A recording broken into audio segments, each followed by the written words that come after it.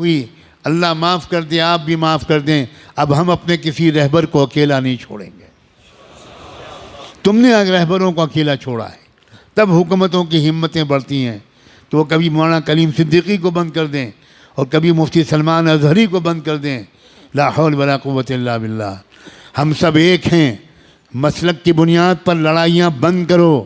اگر آپ کو کسی مسلک سے تعلق ہے بہت مبارک، لیکن ہمارا اصل مذہب کلمہ طیبہ لا الہ الا اللہ ہے۔ ہمارا کلمہ ایک ہے، ہمارا قرآن ایک ہے، ہمارا قبلہ ایک ہے، ہمارے رسول ایک ہیں، ہمارا رب ایک ہے، ہمارا دین ایک ہے، اور ہمارا انجام بھی ایک ہے۔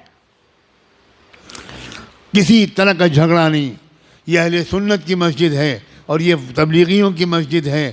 اللہ کرے اب یہ سب ختم ہو جائے، ہم سب ایک دوسرے کی مسجدوں میں جا کر نماز پڑھیں۔ مسجد کسی کی نہیں ہے، مسجد تو اللہ کی ہے۔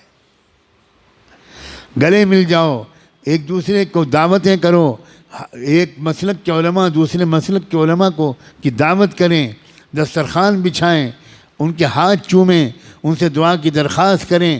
یاد رکھنا ہر مسلک والوں میں کچھ خوبیاں ہیں، یہ سب مسلک مل کر ایک امت بنے گی۔ اب کب تک یہ مسلک کا ہم لوگ ڈھول پیٹیں گے؟ اب بن جاؤ ایک امت، اس لیے کہ دشمن ایک امت بن گیا۔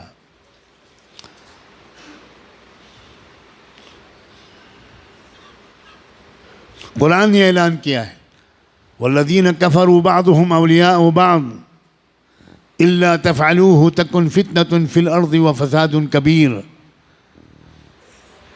کفر کی طاقتیں ایک امت بن گئیں، ایک قوم بن گئیں، ایک جماعت بن گئیں، ایک سنگٹھن بن گئیں، ایک تحریک بن گئیں۔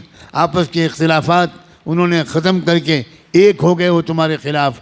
الا تفعلوه تکن فتنة فی الارض وفساد کبیر۔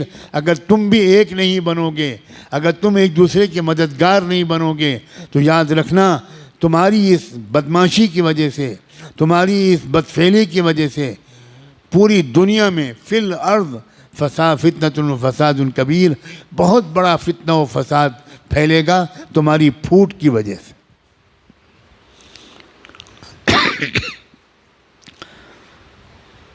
اب تو نہ مدرسے چھوڑے جا رہے ہیں، نہ درگاہیں چھوڑی جا رہی ہیں، مدرسوں پر بھی بلڈوزر چل رہے ہیں، مسجدوں پر بھی بلڈوزر چل رہے ہیں، اور درگاہوں پر بھی، مزاروں پر بھی بلڈوزر چل رہے ہیں۔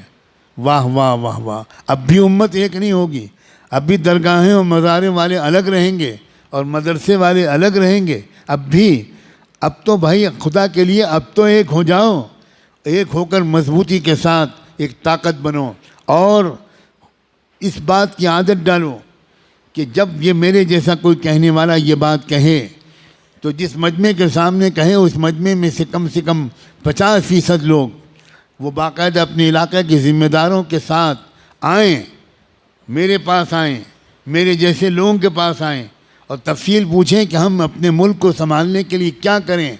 نوجوانوں آؤ گے یا چوڑیاں پہنا دوں میں تم کو؟ میں چوڑیاں بھیجوں؟ میں سچ کہتا ہوں میرا دل بہت دکھا ہوا ہے، بہت دکھا ہوا ہے۔ او مال والوں، اپنے مال کو شادیوں میں خرچ کرتے رہو گے؟ بتاؤ، جواب دو۔ شادیوں میں خرچ کرو گے یا قوم کی حفاظت کے لیے خرچ کرو گے؟